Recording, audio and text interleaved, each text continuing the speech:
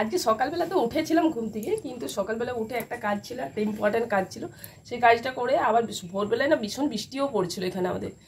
তো আমি ওটা করে আর তারপরে শুয়ে পড়লাম, ঠান্ডা ঠান্ডা ছিল, ঘুমিয়ে গেছিলাম। ঘুম থেকে উঠতে না ভীষণ বেলা হয়ে গেছে, মানে অনেকটাই বেলা হয়ে গেছে।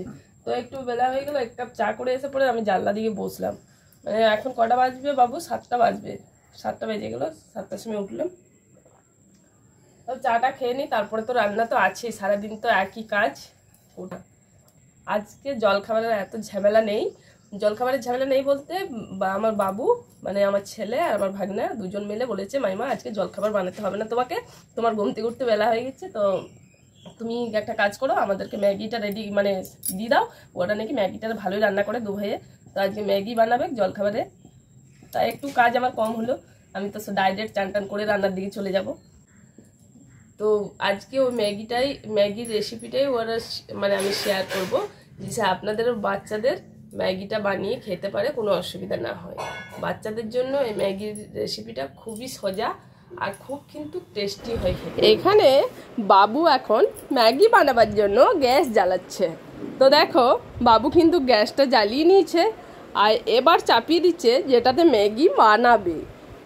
তো তারপর আবার হিরো আমার কম করছে, এবার দিচ্ছে মানে জল দিয়েই চাপিয়েছিল, এখন দিচ্ছে ম্যাগিগুলো ভেঙে ভেঙে। তো এখানে ক প্যাকেট ম্যাগি আছে? 6 প্যাকেট ম্যাগি আছে। 6 প্যাকেট ম্যাগি ভেঙে ভেঙে জলের মধ্যে দিয়ে দিল, গরম জলটার মধ্যে। তারপরে এই ম্যাগিটা এখন আস্তে আস্তে দিয়েই যাচ্ছে। আমি তো দেখেই যাচ্ছি, চলো কি করে আমি সেটাই দেখি শেষ পর্যন্ত। আর আমি ওদের পাশে আছি দাঁড়িয়ে। এখানে আবার মশলাটাও দিয়ে দিল, ম্যাগি মশলাটা ওটার সঙ্গে ঢেলে দিল। তারপরে আবার নাড়াচাড়া করছে। তা দেখি নাড়াচাড়া করে কতদূর কি করে এরা দুজনাই, দেখা যাক।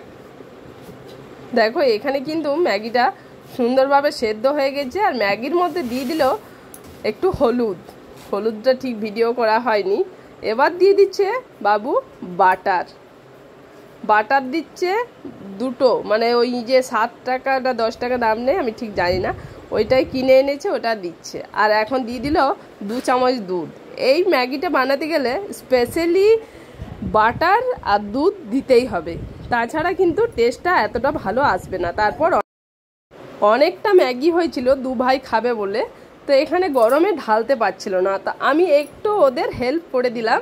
তো ম্যাগির রেসিপিটা কেমন লাগলো অবশ্যই কমেন্ট করে জানাবেন।